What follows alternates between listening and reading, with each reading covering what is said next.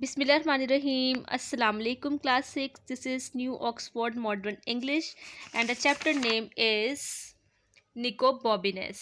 Students, today we are going to read part 2 of the Nicobobines. First of all, I want to tell you the summary.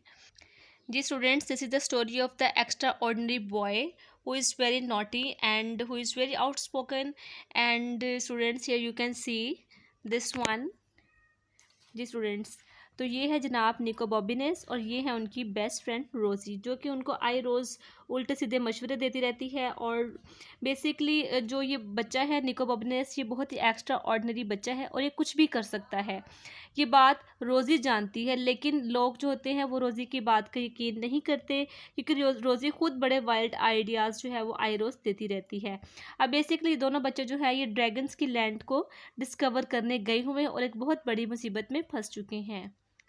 तो आज page number हम लोग 9 इसका read करेंगे। Start करते हैं जी। Several thoughts flash through his mind at the same time, यानी कह रहे कि बहुत सी सोचें निको बॉबिनेस के जहन में एक ही वक्त में आई। The first was something along the lines of bother only a bit ruder. पहले जो सोच आई बहुत ही सख्त किस्म की सोच थी, जिसको उसने परेशान किया, क्योंकि पहली सोच ने उसको बहुत परेशान किया। The second was rather unkind थो अबाउट हिज बेस्ट फ्रेंड। और जो दूसरी सोच थी वो उसको अपने बेस्ट फ्रेंड यानी रोज़ी के मतलब आई, जो कि बहुत ही बेरहमाना सोच थी। Who had instigated the whole expeditions. Instigated का मतलब होता है उभारना, एक्सपीडिशंस का मतलब होता है फसाद, यानी ये मुहिम, यानी इस मुहिम के लिए जो उसको उभारा कि चलो हम ड्रैगन्स लैंड डिस्कवर करते हैं। ठीक है, अब उसका जहन में आ रहा है कि सारी फसाद की जड़ ही रोज़ी थी, जिसने उसको उकसाया, उभारा। And it involve her dangling over snake pit, और उसने इसको इस सांपों के गड़े में लाकर डाल दिया। डेंगलिंग का मतलब है डालना, स्नेक पिट यानी जो गड़े सांपों का जो गड़ा होता है। ठीक है, यानी अब बेसिकली जो उसके जो बेस्ट फ्रेंड निको बॉबिनेस है, उसके माइंड में ये आ रहा था कि ये जो सारी फसाद की जड़ है, जिसने इसको इस मुहिम के लिए उभारा, वो रोज़ी थी। और अब वो जो है ना, वो कह रहा है कि यानी उसके माइंड में ये सोच चल रही कि सांपों का गड़ा हो और मैं उसमें उसको डाल दूँ। किसको डाल दूँ? रोज़ी को। While numerous fires dragons flew at her chanting. जहाँ पर उसको जो है ना, वो कह रहा है, उसको जो सोच आ रही है, जो अस्तहे हैं न्यूमरस, यानी कि सैकड़ों की हज़ारों की तादाद में अस्तहे हों जो उसको डंक मारे, यानी बड़ी बेरहमाना सोच आ रही है निको बॉबिनेस के जहन में, क्योंकि वो फंस गया है रोज़ी की वजह से। वो कह रहा है कि वो यहाँ हो और सांपों के गड़े में उसको डाल दिया जाए और अस्तहे बड़े बड़े सांपों वाले जो मुँह वाले हैं वो आए और उसको डंक मारे। How could you do it to him, poor Nicobobinus. बेचारा निको बॉबिनेस, तुम उसके साथ ऐसा कैसे कर सकती हो। यानी वो निको बॉबिनेस अपने आप से कह रहा है कि मतलब रोज़ी उसके साथ ऐसा कैसे कर सकती है। द थर्ड थॉट वॉज, जो तीसरी सोच थी, suppose it's a well, a deep unused well with slimy slippery sides that you could never climb and icy water at the bottom that। तीसरी सोच उसको ये आ रही थी कि एक कुआं है जो कि उसमें जो पानी जो कि कभी भी इस्तेमाल ना किया गया हो, स्लिमी यानी स्लिपरी, और वो ग्रीनरी ग्रीनरी होती है, साइड ग्रीस सी लगी होती है कुएं पे, वो लगी हो, जिसके मतलब ऐसी ग्रीस जिससे कि आप कुएं से बाहर नहीं आ सकते, आप चढ़ नहीं सकते। ठीक है, और and IG water at the bottom that, और उसके नीचे जो था ना, वह यानी उस कुएं के नीचे इतना ठंडा यख पानी, यानी आप, यानी उसको ये महसूस हुआ। ठीक है, at this point he discover it's not well, उसी लम्हे उसे मालूम हुआ कि ये कुआं नहीं है। He made this discovery very suddenly, यानी बहुत जल्दी उसको मालूम हो गया कि ये कुआं नहीं है, बड़ी बेदर्दी से। ओफ सेट निको बॉबिनेस and he lay there in the pitch blackness, और वहाँ पे जो ब्लैक सा यानी स्याह सा ब्लैकनेस ये कह लें तरीके से थी, या पत्थर सा था, उसके ऊपर वो लेट गया। Was not a single breath left in his body, और उसको लगा कि उसके जिस्म में सांस तक नहीं है। For what seemed like the whole winter but was probably only a few seconds, यानी अगर पूरे सर्दियों की पूरे यानी कि विंटर के मौसम की आप सर्दी को इकट्ठा करें ना, वो वाली सर्दी, यख सर्दी उसको उस चंद लम्हों में महसूस हुई। He came to himself in fact just at a stone hit him on the head. उसके बाद क्या हुआ जनाब, ही केम टू हिमसेल्फ, यानी वो होश में आया जैसे ही उसके सर पर पत्थर लगा तो वो होश में आ गया, यानी वो उसकी सांस बंद हो रही थी उस वो जिस यानी तरीक वाली जगह पे फंसा हुआ था, सडन उसको होश आया।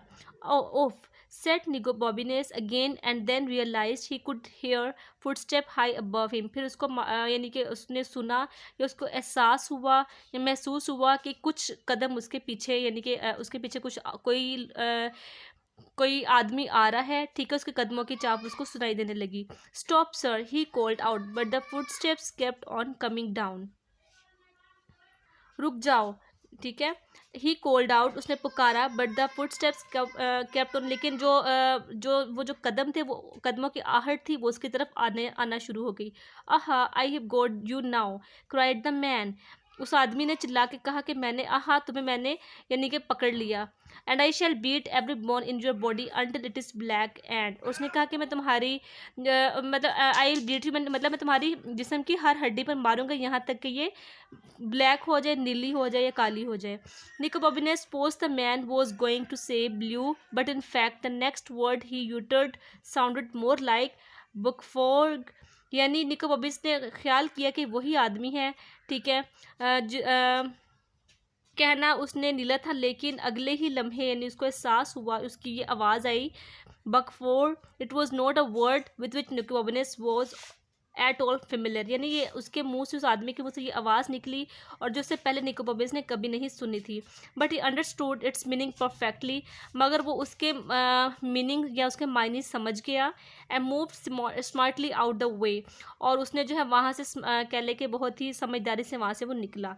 Crash are you all right, he asked, there was a silence, क्या तुम ठीक हो, बिल्कुल खामोशी रही, ठीक है। आगे निको बॉबिनेस ने फिर महसूस किया, ये यहाँ पर आप देख सकते हैं, ये निको बॉबिनेस और ये आदमी लेटा हुआ है अंटिल, और निको बॉबिनेस ने इसके जो है इस आदमी के कैले के इस आदमी को हिलाया, जैकेट को हाथ लगाया। द मैन वॉज लेइंग, आदमी जो वो ऐसे लेटा हुआ जैसे वो मर चुका है, लेकिन वो सांस ले रहा था, बट ही वॉज ब्रीदिंग। अब वो कह रहा है कि I must get help, said Nico Bobbiness to himself and he began groping around in the blackness to find another way out, मुझे इसकी मदद करनी चाहिए, निको बॉबिनेस ने खुद से कहा, और फिर उसने उस तारीकी में बाहर जाने के लिए इधर उधर टोलना शुरू कर दिया। When he found out, however, his heart sank, जब उसने वो मतलब कि रास्ता के लिए ढूंढ लिया, ताहम उस आदमी का जो दिल था वो डूब चुका था। The only exit appeared to be a narrow gap down by the floor, no more than a foot high, लेकिन उसको जो बाहर जाने के लिए सिर्फ एक ही रास्ता नज़र आया जो कि बहुत ही तंग था, और उस फ्लोर के नीचे जो कि 1 फुट से ज़्यादा नहीं था। आई कांट स्क्रीम, स्क्रीम कहते सुकड़ते हुए, through that in the pitch dark, he said to himself, उसने अपने आप से कहा कि मैं अपने आप को यहाँ स्केड़ते हुए भी यानी इस तरीक रास्ते से नहीं गुजर सकता। But at the very moment he heard Rosie's cheerful voice saying you can do it, मगर उस लम्हे उसने रोजी की आवाज़ सुनी, उसने बोला तुम कर सकते हो। Nico Bobines spun round and there to his immense surprise was nothing, no Rosie, no anybody. निको बॉबीज ने इसने घूम कर देखा, ठीक है, और उसको मतलब कि वो बहुत हैरान हुआ, उसको जब आवाज़ उसकी सुनाई दी और खुशी की इंतहा न रही, लेकिन वहाँ पर कोई नहीं था, ना कोई रोज़ी थी ना कुछ और था। But I don't know if it leads anywhere, he said to the voice in his head, and it's such a tight squeeze I might get stuck. अच्छा, उसने कहा कि बट आई डोंट नो, मगर मैं नहीं जानता कि वो यानी सोच रहा है कि मैं उस रास्ते से निकल तो जाऊँ, मगर मैं नहीं जानता कि ये रास्ता कहाँ जाएगा, ठीक है। उसने अपने दिमाग में यानी उसके ये दिमाग में आवाज़ें चल रही हैं, and it's such a tight squeeze I might, उससे ये लग रहा था कि वो ज़रूर दोबारा इस किसी न किसी और नई मुसीबत में फंस जाएगा। He didn't hear Rosie's voice again but he knew, उसने दोबारा रोजी की आवाज़ नहीं सुनी, मगर वो जान गया what it would have said, and that was how he found himself wriggling down a narrow passage of stone in the pitch black, लेकिन उसको समझ आ गई कि अब उसको क्या करना है, लिहाजा वो रेंगते हुए अपने आप को रोल करते हुए उस पिच ब्लैक जो पत्थर था उसमें से गुजरने लगा, ठीक है। रेंगते हुए। He screamed and he wriggled there in the black for a long, यानी वो ऐसे रेंगता रहा, उस सुरिंग में से यानी निकलना शुरू हो गया। And the tunnel got narrow, जो टनल था वो मजीद तंग होता गया। Until he could hardly inch long, हत्ता कि सिर्फ एक कह ले कि इंच तक रह गया। I am going back he said to himself but he didn't, उसने सोचा कि वापस चला जाता हूँ, ठीक है, क्योंकि बहुत तंग रास्ता हो गया था आगे आगे। ही just kept wriggling and screaming, वो ऐसे ही रिगलिंग करता रहा यानी रेंगता रहा और सुकेड़ के अपने आप को उस छोटे से सुराख से निकालता रहा। Until suddenly he found he could stand up, हत्ता कि वो आगे इतना आया कि वो खड़ा हो गया। He took a pace forward and immediately fell over stone steps leading up, यानी जैसे जैसे वो अपने आप को इस तरह रिगलिंग करते हुए सुकेड़ते हुए आगे निकलता गया, रास्ता आगे बनता गया और आगे से जो है वो मतलब इतना रास्ता हुआ कि वो आगे से निकल के बाहर खड़ा हो गया। Oh he said although what he really meant was thank goodness, खुदा का शुक्र है, अगरचे यानी कि बहुत उसके लिए सब मुश्किल था, यानी यही उसका मतलब था कि वो ऐसे रेंगता हुआ निकल जाएगा और ऐसा ही हुआ और उसने बोला थैंक गुडनेस।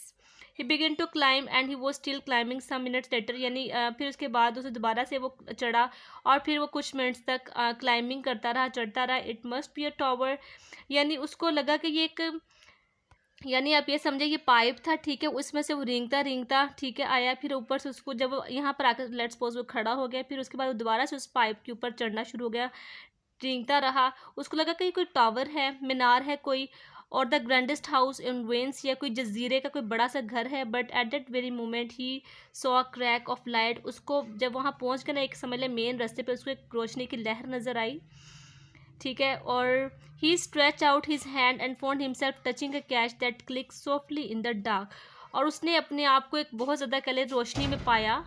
उसने उसके बाद जनाब अपना हाथ जो है वो मतलब कि ही स्ट्रेच आउट हिज हैंड, उसे अपना हाथ जो है वो ऐसे खोला, ठीक है, और and touching a catch that clicked a softly in the dark, ठीक है, उसने एक जगह पे मतलब वहाँ पे कल टच किया और जो अंधेरा था वो एकदम से कल वहाँ पर रोशनी की लहर आ गई। अब पैनल सडनली स्लाइड ओपन, एक तख्ता जो था वो खुल गया। एंड नाउ निको बॉबी ने step through into the most amazing room he had ever seen, और अब यानी उसका हाथ यानी उसने ऐसे जो स्ट्रेच किया उसके बाद वो एक कह ले कि एक तख्ता जो था वो पीछे खुला, दरवाज़ा खुल गया और निको बॉबिनेस फाइनली एक बहुत ज़्यादा शानदार खूबसूरत से कमरे में आ गया। यानी वो कह ले वो एक टनल था जिसमें से या एक कह लें कि सुरिंग था जिससे वो गुजरता गुजरता फाइनली एक बहुत बड़े रूम में पहुंच गया। बच्चों बेसिकली अभी इसका ये नॉवल जो टू बी कंटिन्यू है, और बट इन ग्रेड 6 सिर्फ इसके 2 पार्ट्स थे। ये बहुत ही इंटरेस्टिंग स्टोरी है, ठीक है, जो कि यहाँ पर अभी फ़िलहाल सिर्फ 2 पार्ट्स अवेलेबल थे, ठीक है, new Oxford modern English grade 6 में, जिसमें अब यहाँ तक हमने देख लिया है और आगे हम एज्यूम कर सकते हैं क्या हुआ होगा। बहरहाल वो एक जो बहुत बड़ी मुसीबत थी उससे वो निकल गया। Now students, this is the full story of निको बॉबिनेस, hopefully you enjoyed.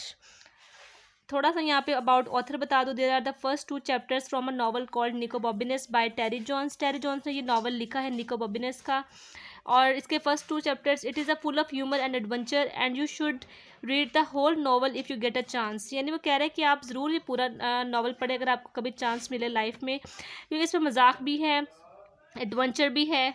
Beside writing books and poems, Terry Jones is comedian, screen writer, actor, director and historian, यानी वो कह रहे हैं कि टेरी जॉन्स जो है ये हिस्टोरियन भी है, डायरेक्टर भी है, एक्टर भी है, जबकि ऑथर भी है, और इसने ये बहुत ही इंटरेस्टिंग और ह्यूमर से भरी हुई कहानी भी लिखी और बड़ा सस्पेंस भी था कि आगे क्या होगा। So students, hopefully you enjoyed, see you in the next video, अल्लाह हाफिज़।